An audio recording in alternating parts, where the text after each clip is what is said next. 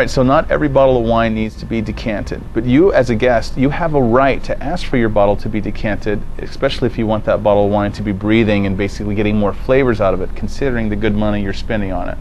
Alright, so traditionally, in the decanting process, the host is going to get a 1 ounce pour, and then they're going to decant in the decanter right in front of the whole table.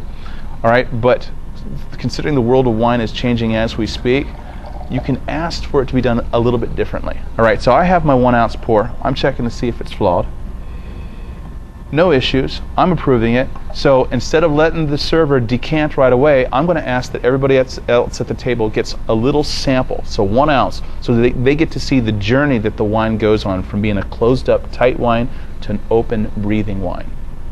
So everybody at the table now has 1 ounce in their glass, and it's time to decant. Alright, so traditionally the server is going to be pouring through a funnel or a filter, but considering the world of wine is changing right before our eyes, there's this new little invention called the Venturi. Alright, this is a fantastic little tool, and what it does is it forces the wine to go from a larger area to a thinner area, which is going to be about right here. There just so happens to be 2 carburetors right here, and when the fluid goes from the larger area to the thinner area, it speeds up and pulls air in like a carburetor, and it forces air into the wine, opening it up at a faster rate.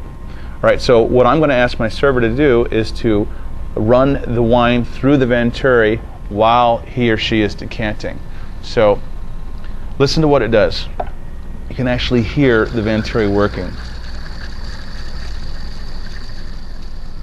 Alright, at this point the server has emptied the entire bottle of wine through the Venturi into the decanter. Now we're going to need a little bit of time for the surface area of the wine to allow the wine to open up a little bit more.